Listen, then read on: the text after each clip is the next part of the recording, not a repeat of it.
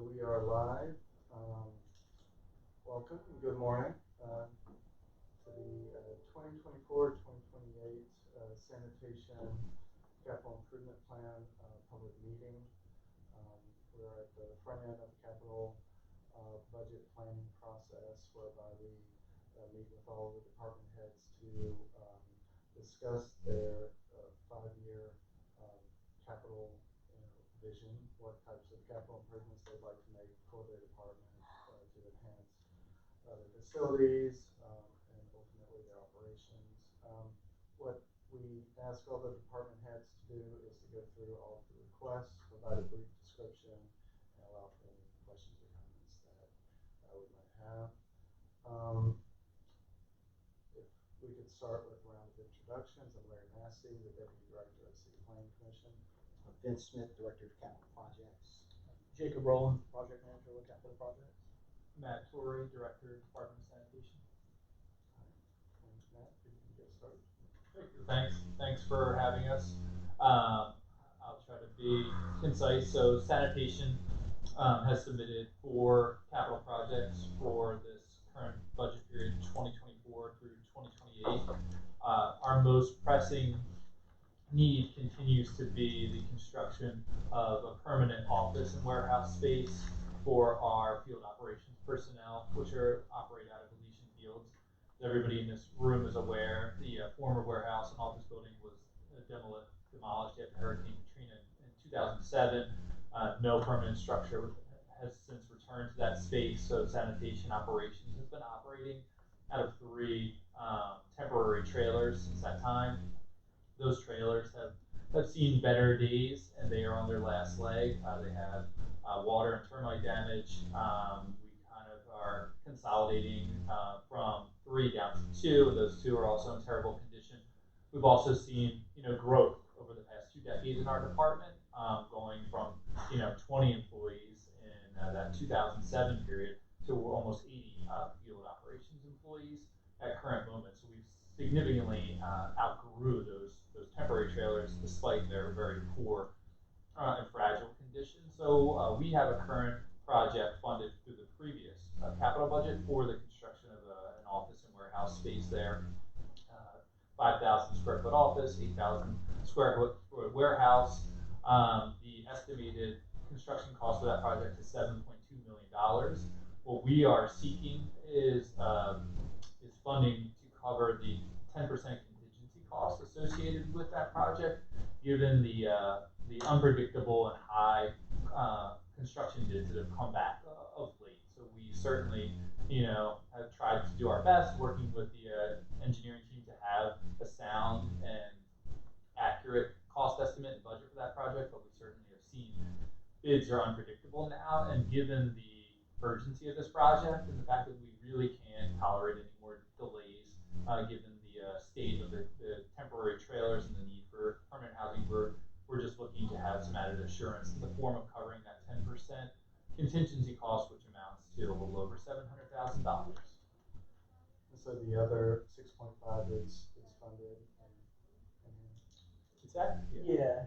We through previous bond years, and like Matt said, we're basically looking, if we have a bid that comes in right out of our budget, we basically have, if we accept it, we have, no room for error. Right. So You have any alternates? Excuse me. we didn't do any alternates. Yeah. we value engineered, as much as we could out of the project, basically. We're routing the packages, right? That's right. It's going out for bid. Yeah. So it should bid. I would imagine around the end of August. Or post for bid, I should say. That's great news. A long time coming. Yeah, I mean, as Jacob mentioned, this is a very simple building, despite the cost associated with it, and I understand certainly you have square footage and the construction cost, but I mean, it's a very, very industrial building. Mm-hmm. We're not seeking anything special in here. Very, very operations based. So I think we're really, really looking forward to this. Not only for us to be able to operate our productivity, but also the morale of staff, and for us to operate in a posture of we are first responders when it comes to don't know how our trailer survived Hurricane Ida. They did. I have no idea. Maybe we got lucky with the wind, the way the wind was blowing. But I mean, any storm could take out those 3 trailers at any point. We really would be in a bad situation. What's the square footage? It's 5,000 for the office space and 8,000 for the warehouse. So 13,000 total for the whole building.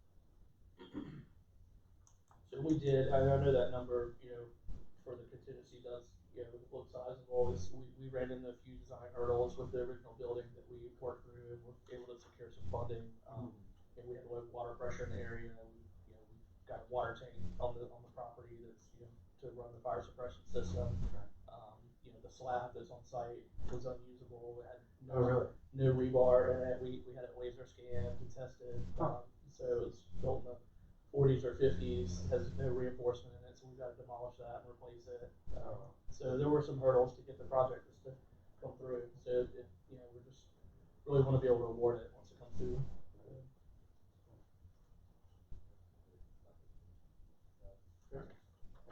Great. Our second project focuses on replacement heavy equipment for sanitation field operations. So again, as part of the last bond funding, sanitation did receive funding for replacement material. A good portion of that funding was reallocated based on some of the other priority needs for the city, which we certainly understand. We're seeking to backfill some of that equipment, the funding that was reallocated in the form of 9 replacement vehicles for the Department of Sanitation for heavy equipment. So you'll see here, we're looking to replace 2 garbage trucks, 3 dump trucks, 2 mechanical street sweepers, 1 water flusher truck, and 1 forklift. The Department of Sanitation currently has 46 pieces of heavy equipment. Average age of that heavy equipment is 12 years. 15 pieces of equipment are over 10 years old. 2 pieces of that equipment are actually over 20 years old, all still in operation. But those pieces of equipment have certainly exceeded their useful life. A lot of them have significant downtime throughout the year, and the cost of repairs with them have gotten pretty significant. We have had several repairs in some of our older garbage trucks of late in excess of $10,000 each. So we're putting significant funds into older equipment to keep it running when it's really served its useful life, and seeking some new equipment to replace that. Clearly, the core mission of the Department of Sanitation to provide cleanliness and improve the quality of life of the city. We need equipment to perform that function. We need operational equipment. Also, again, with our team growing to be able to provide more services and more frequent services, we need more equipment readily available. So we have, I think we currently have 22 equipment operators on staff. They work, 7 days a week in total, so they're still on split schedules. But we have been really fortunate, been able to keep our staffing in place and grow our staffing this year with the assistance of the finance departments. We've been given additional positions, and we've continued to fill those positions. So they're going to continue to give us additional positions. So I expect us to be probably closer to 25 equipment operators by the end of the year. So just as a need again for equipment for those people to operate. It's for reliable equipment, and always coming back to the fact we are, aside from our core mission, we are responsible for debris removal following a storm. It is essential that equipment is operational should a storm hit, so that we can be able to clear the streets and remove debris in a prompt fashion for emergency services to get out there. Any questions on that one? No. Okay. Request number 3, in keeping with our core mission, is for additional public litter cans. So we're seeking funding for 300 public litter cans over this period of time. During the most recent bond period, we received funding for 400 public litter cans. We are in the process of deploying those. We've deployed about half of those. We're receiving the second 200 this fall. We'll deploy those as well. But this city, for a long time, we didn't buy public litter cans. So there's a current, strong need for public litter cans to be deployed in all neighborhoods across the city.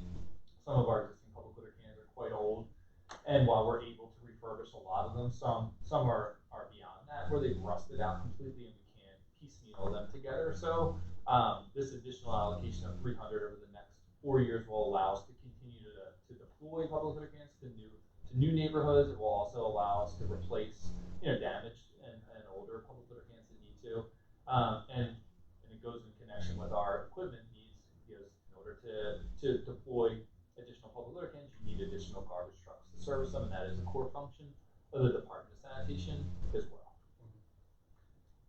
And in deploying these to new neighborhoods, do you have a method for how you prioritize those neighborhoods or understand the need for the deployment?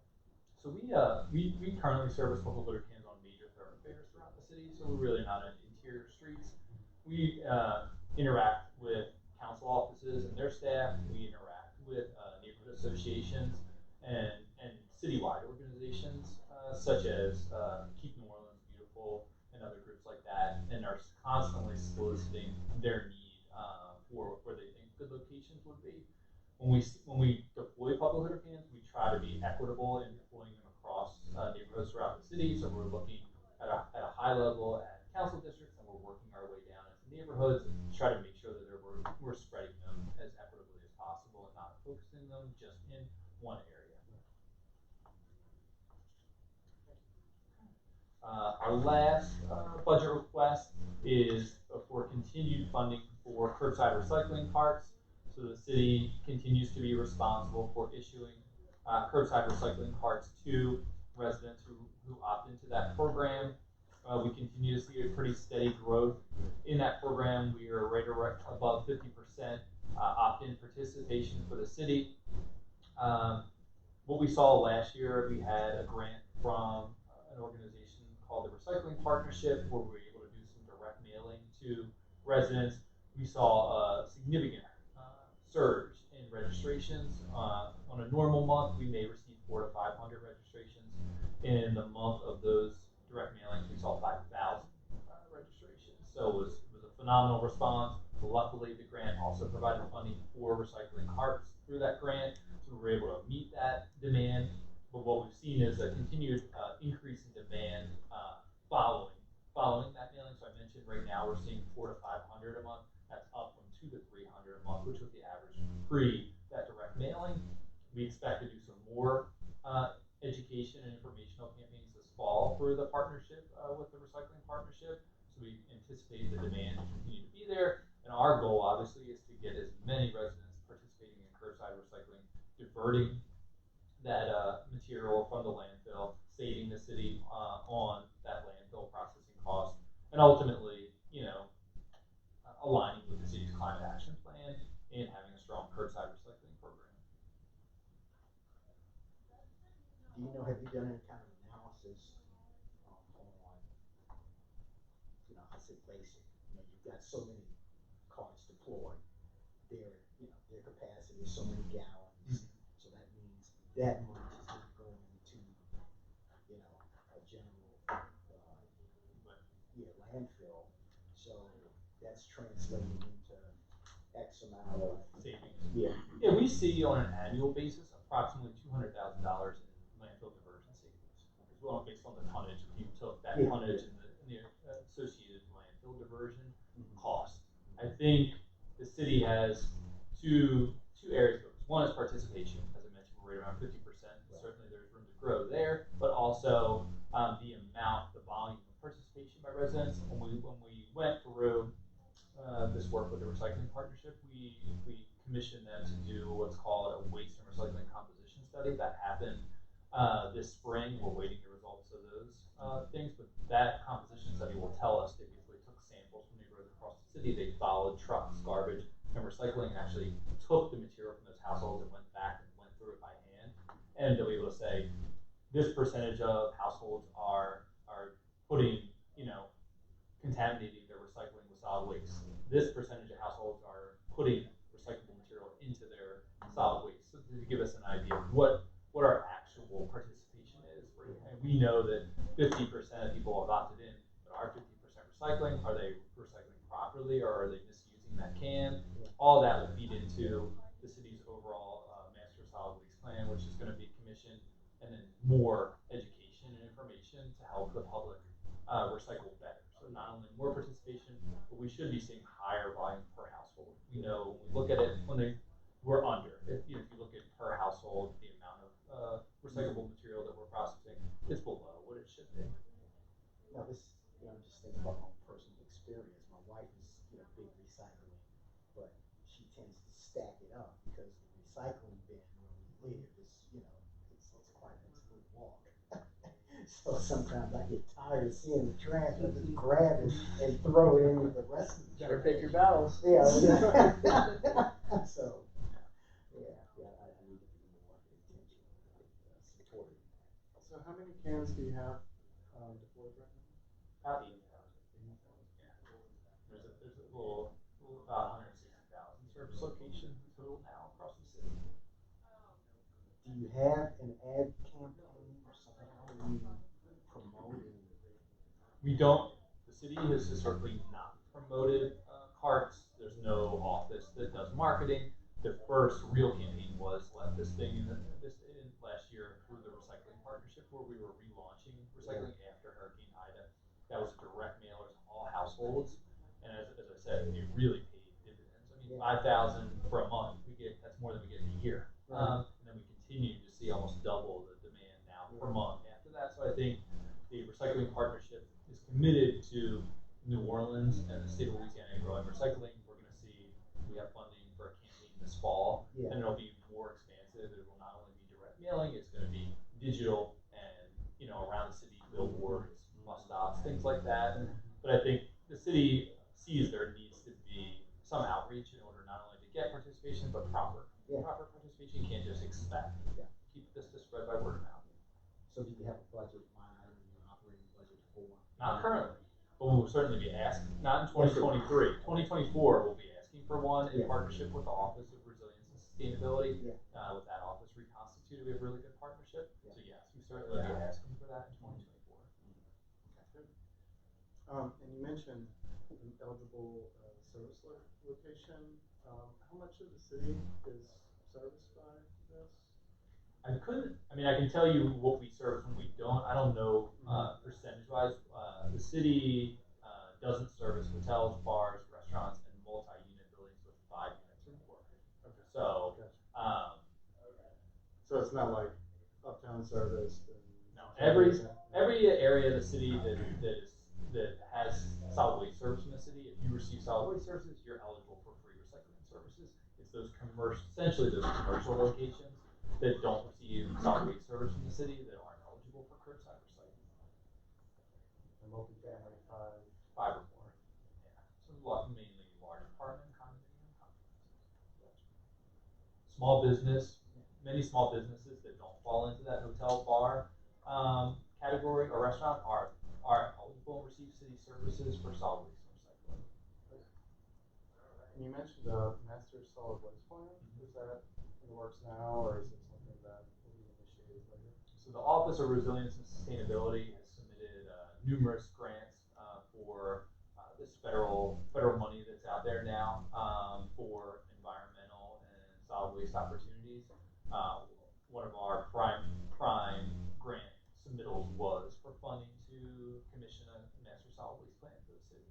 So, and that will, again, that solid waste plan is the foundation for feeding into other opportunities that would come out of what that master solid waste plan yielded. So we're really high on that. I mean, we've made it through the first 2 cutoffs on those federal grants, which is great. We know it's highly competitive, but we also know that there's a lot of money and it's going to extend for many years. So I think we feel good about the opportunity happening at some point in the near future.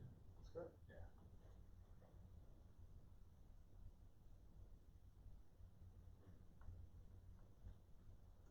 That's all I've got. Okay. Well, thanks again for having us. Thank you very much. Hope the bids come in under budget. Right? Let's go. Start building.